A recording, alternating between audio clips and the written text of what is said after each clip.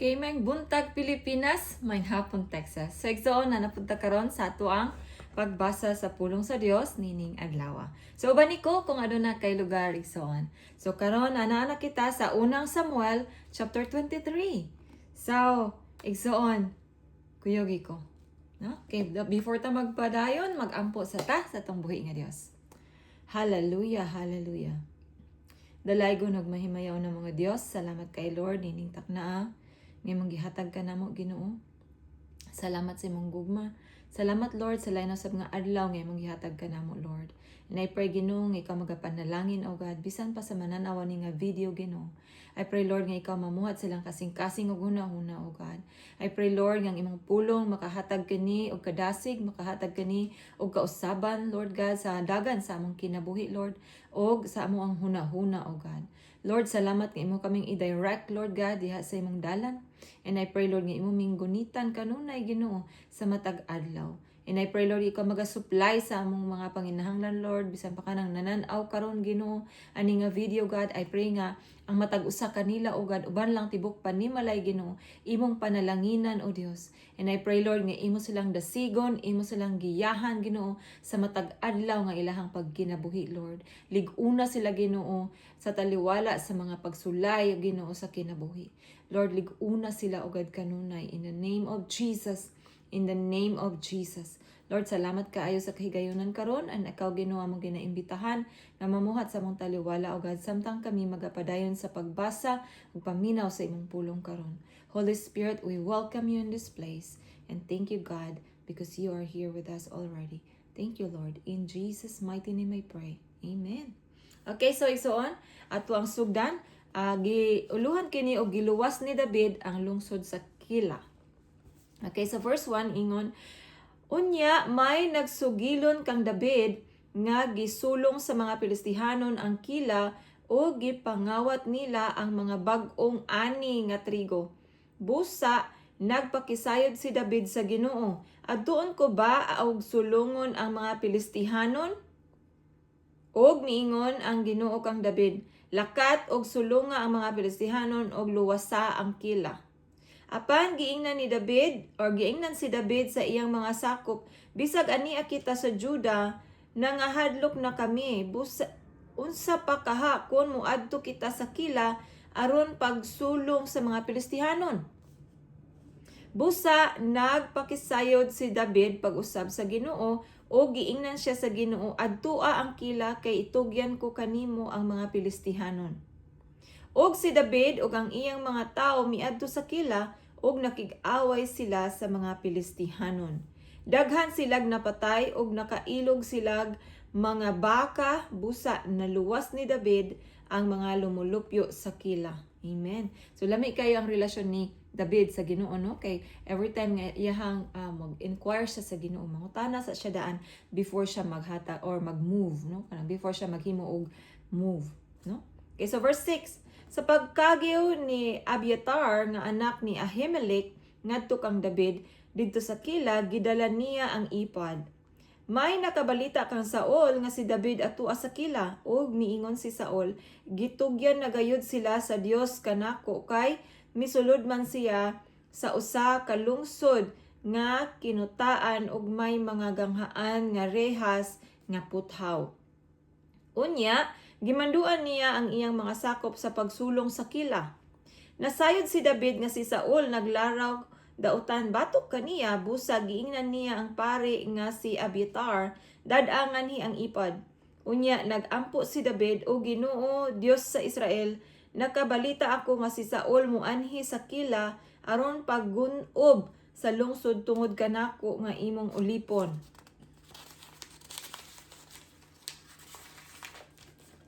Itugyan ba kaha ako sa mga taga-Kila ngadto kang Saul? Muanhi ba gayud si Saul sumala sa akong nabalitaan? O Ginoo Dios sa Israel, tubaga intawon ako. Og miingon ang Ginoo, muanhi siya. Itugyan ba kaha ako ug ang akong mga sakop ngadto kang Saul? Si David nangutana. Og ang Ginoo miingon, oo, itugyan kanila. Unya si David ug ang iyang mga 600 kasakop mibiya sa Kila nga walay klaro nga paingnan. Sa pagkasayod ni Saul nga nakalaya si David, wala siya mopadayon pagsulong. Okay, verse 14. Si David mitago didto sa kamingawan sa kabungturan sa Sip. Nagpadayon pagpangita si Saul kaniya apan wala itugyan sa Dios si David kang Saul. Nahibalo si David nga si Saul nangita kaniya aron siya patyon. Didto si David sa kamingawan sa Sip sa Hores. Niining higayuna si Jonathan nga anak ni Saul miadto kang David didto sa Hores aron pagdasig kaniya uban sa mga pasalig nga panalipdan siya sa Dios. Amen. 17. Giingnan niya si David, ayaw kahadlo kay ang akong amahan dili makakaplag kanimo. Mahimo kang hari sa Israel ug ako ang mahimo mong luyo-luyo. Nasayod niini ang akong amahan. Unya naghimo sila kasabutan at tubangan sa Ginoo. Kalami silang friendship, no? Okay. Human niini nagpabilin sa David sa Hores og mipauli si Jonathan. Ganahan kay ko sa ilahang friendship. Nantay nganin, no? Okay, so 19. Unya ang mga lumulupyo sa Sip miadto kang Saul didto sa Gibeah o giingnan nila si Saul. Wala ka ba di ay mahibalo nga si David atua magtago duol sa among dapit sa langob sa Hores sa bukid sa Hakila sa habagatan sa Jesimon? Busa kamahalan mauman kahay imong tuyo ang pagdakop kaniya adtua siya kay amo siyang itugyan kanimo. 21. Og miingon si Saul, panalanginan unta kamo sa Ginoo kay gikaluy-an man ninyo ako. Lakat kamo og susihas pa gayud ninyo og siguraduha nga makita ninyo ang dapit nga iyang gitaguan og pakikitae usab ang nakakita kaniya kay may nagsugilon kanako nga abtik si David. Busa panid-in ninyo ang tanan niyang taguanan ug balik kamo kanako kun masiguro na ninyo kini. Unya muuban ako kaninyo ug kun mitipon siya sa linibo kakatawhan sa Juda pangitaon ko gihapon siya. Desidido jud kay si Saul nga mopatay kang David, no? Okay, verse 24. Busa nang lakaw sila nga naguna kang Saul ngadto sa Sip. Niadtong higayuna si David og ang iyang mga sakop didto na sa kamingawan sa Maon sa yuta sa Raba sa habagatan sa Jesimon. Nagpadayon pagpangita kaniya si Saul og ang iyang mga sakop. Og gisuginlan niini si David. Busa miadto siya sa dakong bato sa kamingawan sa Maon. Sa dihang nakabalita si Saul niini gipangita niya si David. Miadto si Saul sa pikas nga bahin sa bukid samtang si David ug ang iyang mga tawo didto usab sa pikas.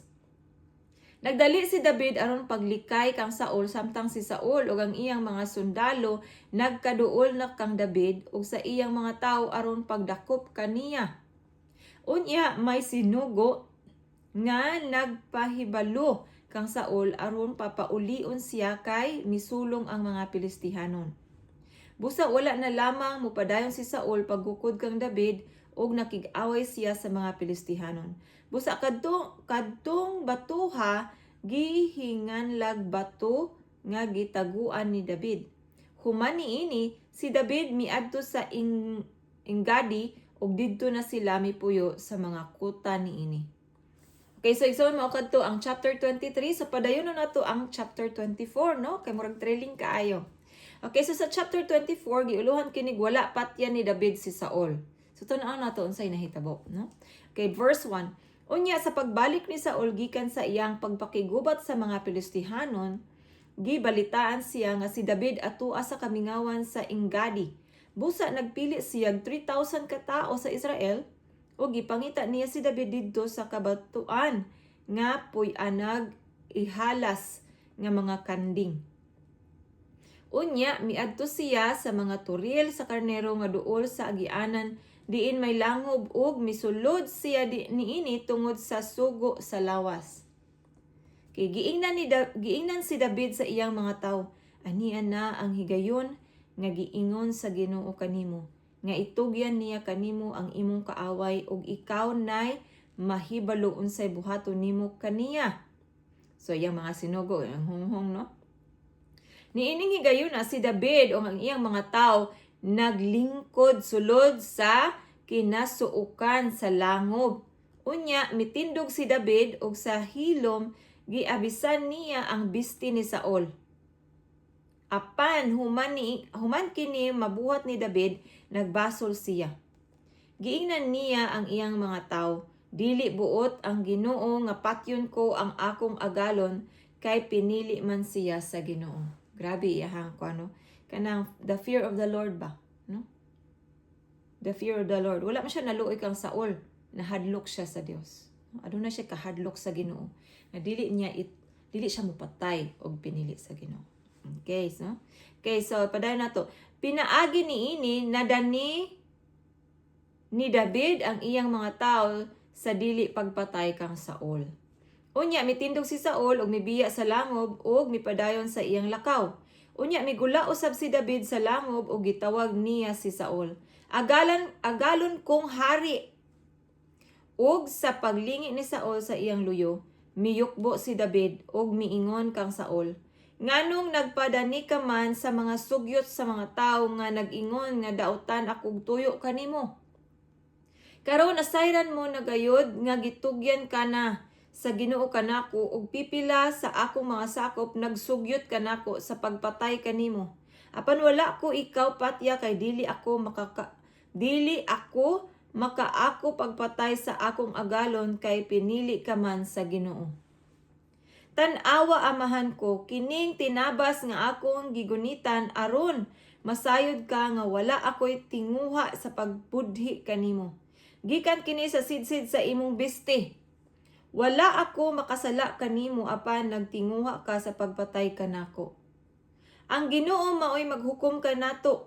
Siya maoy maantigong mahinimalos kanimo tungod sa imong gibuhat bato kanako apan dili ko gayod bakyawon ang akong kamot bato kanimo. Sumala sa karaang panultihon, ang taong dautan magbuhat og dautan, apan dili ako magpasipala kanimo. Tan-awa og kinsa ang gipangita og gigukod sa hari sa Israel. Usa ka patay nga iro, usa ka pulgas. Ang Ginoo ray maghukom kanato kay siya ang manalipod og magluwas kanako gikan kanimo. Amen. So, iyang gi-confront si Saul, no? Okay, 16. Human makasultian niini si David, si Saul miingon, ikaw ba kana David anak ko? Og mihilak si Saul, miingon siya kang David, mas matarong ka pa kay kanako kay gibaslan mo magmaayo ang akong pagkadautan. Gipakita mo ang imong kaayo kanako kay wala mo man ako patya bisag gitugyan ako sa Ginoo nga na kanimo. Mahitabo bagod nga ang usa ka tawo nga makahigayon pagpatay sa iyang kaaway dili mo patay kaniya? Gantihan ka unta sa Ginoo sa kaayo nga gipakita mo kanako niining adlaw. Karon nasayod ako nga ikaw mahimo gayong hari ug nga ang gingharian sa Israel malig-on ubos sa imong pagdumala. Busa ipanumpa kanako sa ngalan sa Ginoo nga dili mo pamatyon ang akong mga kaliwat ug dili nimo wagtangon ang akong ngalan gikan sa banay sa akong amahan. Og nanumpa si David, human niini mipauli si Saul apan si David ug ang iyang mga tawo mibalik sa ilang taguanan. Mao kadto ang chapter 24 igsoon, no? So medyo gamay ra, and so atong ipadayon ang 25. Kaya sa nahitabo sa chapter 25 atong sugdan. Giuluhan kinig namatay si Samuel, no? Kung atong hinamduman si Samuel tigulang na nga sa dihang si David iyang dihugan og oil, no?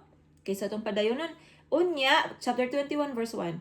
Unya namatay si Samuel og nagtigom ang tanang mga Israelita og nagbangutan alang kaniya. Gilubong nila siya didto sa iyang puloy-anan sa Rama. Okay? Unya miadto si David sa kamingawan sa Paran. Didto may tawo nga taga Maon nga may negosyo sa Carmel. Dato siya kaayo ag aduna siya 3,000 ka karnero ug 1,000 ka kanding. Niining higayuna na nanupi siya sa iyang mga karnero didto sa Carmel. Si Nabal ang iyang ngalan ug ang iyang asawa mao si Abigail. Usa ka babaye nga masinabuton ug maanyag. Apan si Nabal bastos og daotag batasan. Kaliwat siya ni Caleb. Kaliwat siya ni Caleb. Samtang didto si David sa kamingawan, nakabalita siya nga si Nabal nanupi sa iyang mga karnero. Busa, nagsugo si David og napulo ka batan-on og giingnan niya sila. Ngadto kamo sa Carmel og ingna si Nabal nga nangumusta si David kanimo. Og ingnan ninyo siya ang kalinaw maimo unta og ang imong banay og sa tanan nga anaa kanimo. Nakabalita ako nga imong gipatupihan ang mga karniro. Nahiari diri ang mga magbalantay sa imong mga karniro ug wala namo sila unsaa ug wala sila kawad-i bisag unsa samtang diri sila sa Carmel. Pangutan-a sila og sultihan kanila sa tanan. Abi-abiha kining mga batan-on nga akong mga sinugo kay pista man karon. Hatagi kutob sa imong mahimo kining imong mga sulugoon ug ang imong anak nga si David. Sa pag-atubang sa mga batan-on nga sinugo ni David, ilang gisultihan si Nabal niini sa ngalan ni David, unya naghulat silag tubag. Unya gitubag ni Nabal ang mga sinugo ni David. Kinsa man kini si David? Kinsa man kining anak ni Jesse? Karong panahon na daghang mga sulugoon ang milayas gikan sa ilang mga agalon. Nganong ihatag ko man ang akong pan ug ang akong tubig ug ang akong karne nga gitagana ko sa akong mga manunupi sa mga karniro ug ipakaon kini sa mga tawo nga wala ko gani hisayre kung taga diin. Kuan kay sir ayahang answer ng isog ba mga sarcastic. Busa na mauli ang mga sinugo ni David o gisuginlan nila si David ni ining tanan. Og miingon si David sa iyang mga sakop, andama ang inyong mga espada, busa ang tagsa-tagsa kanila nagkuha sa iyang espada, ingon man si David. Mga 400 ka tawo ang mikuyog kang David samtang nagpabilin ang 200 ka tawo aron pagbantay sa ilang kasangkapan. Apan usa sa mga batan-on ang mibalita kang Abigail ang asawa ni Nabal. Si David nagsugog mga tawo gikan sa kamingawan aron pagpangumusta sa among agalon apan iya hinuon silang giinsulto. Maayo kaayo kanamo ang mga tawo ug wala kami pasipad-i ug walay nakulang kanamo samtang didto kami sa kaumahan sa panahon nga amo silang gikauban. Gipanalipdan kami nila sa adlaw ug sa gabii samtang nagbantay kami sa mga karnero. Huna-huna kini pag-ayo ug himua ang angay nga buhaton. Makadaot kini sa atong agalon ug sa iyang banay. Daotan siya kaayo ug dili mamati kang bisan kinsa.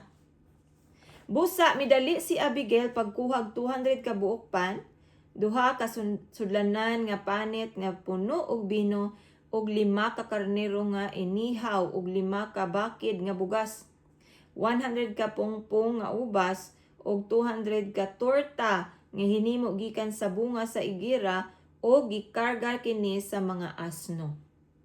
O giingnan niya ang iyang mga batan-ong sulugoon, unak kamo kanako kay mosunod ako kaninyo. Apan wala niya sultihi ang iyang bana mahitungod niini.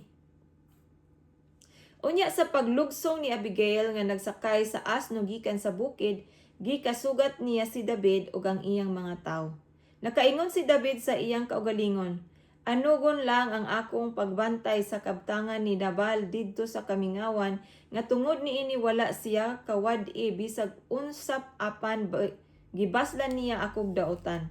Sulutan unta ako sa Dios og labaw pa niya kon inig kabuntag may magpabiling lalaki kanila nga buhi.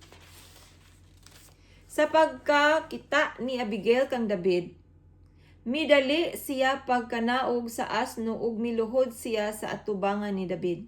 Miluhod siya sa tiilan ni David ug miingon, "Ako maoy pakasad-a. Tuguti ako sa pagpakigsulti kanimo ug pamatia in taon ang isulti niining ubos mong sulugoon. Ayaw lagtagda kining daotang tawo nga si Nabal kay buang-buang kana siya sumala sa iyang ngalan nga Nabal. Apan wala ako makakita sa mga batan-on nga imong gisugo. Busa ipanumpa ko kanimo sa ngalan sa buhi nga Ginoo nga silutan gayod ang tanang mga kaaway nga buot mo pasipala kanimo ingon man si Nabal. Ani ay mga gasa nga akong gidala, ihatag kini sa imong mga sakop. Pasayloa in taon kining imong sulugoon sa bisan unsang sayop nga iyang nahimo. Ang Ginoo maghimo kanimong hari ug ingon man sa imong mga kaliwat kay nakigubat man ikaw alang kaniya ug walay daotan nga modangat kanimo samtang buhi ka pa. Kung may makigbatok og maninguha sa pagpatay kanimo, panalipdan ka gayud sa Ginoo nga imong Dios apan isalikway sa Ginoo sama sa bato nga gilambuyog ang imong kaaway. Unya kon matuman na ang tanang maayo nga gisaad sa Ginoo kanimo og mahimo ka ng hari sa Israel, wala ka unyay kagul-anan o basulan kay wala ka man magpatay sa wala lamay hinungdan aron ikaw makapanimalos. Unya kon panalanginan ka na sa Ginoo, hinumdumi kining ulipon. Kining imong ulipon. Kay 32, unya si David miingon kang Abigail, dalaygon ang Ginoo ang Dios sa Israel nga nagpadala kanimo nganhi kanako niining adlaw aron pagpakigkita kanako. Dalaygon ang imong gibuhat og bulahan ka kay ikaw may nakapugong kanako sa pagpatay ug sa pagpanimalos. Kay ipanumpa ko sa ngalan sa buhing Dios sa Israel nga nagpugong kanako sa pagpasipala kanimo nga kun wala ka pa modali sa pag-anhi aron sa pagpakigkita kanako ug maunta sa buntag hutdon ko pagpamatay si Nabal ug ang tanan niyang sakop. Unya gidawat ni David ang gigasa ni Abigail kaniya ug giingnan niya si Abigail, pauli sa inyo nga malinawon ug matuman ang imong gipangayo. Amen. So si David dali ra pud siya mo pasaylo, no? Maski no ganang naglagot siya pag-ayo, pero humok pud siya kasing-kasing, no? Kani pasaylo pud siya dayon. 36 verse 36. Unya sa paghiuli ni Abigail, nakaplagan niya si Nabal nga nagbangkitig dako nga buluhaton lamang sa usa ka hari. Nagmalipayon siya pag-ayo ug labihang hubuga og tungod niini nagpakahilom lamang si Abigail hangtod sa pagkasunod adlaw. Sa pagkabuntag sa gihuwasan na sa kahubog si Nabal, gisultihan siya ni Abigail sa tanan o giataki siya sa kasing-kasing og mitikig. Unya napulo ka adlaw sukad ni adtong higayuna, gikastigo sa Ginoo si Nabal og namatay si Nabal. Sa pagkabalita ni David nga patay na si Nabal, mingon siya, dalaygon ang Ginoo nga nanimalos kang Nabal sa iyang pagpakaulaw kanako ug nagpalikay kanako sa paghimog daotan.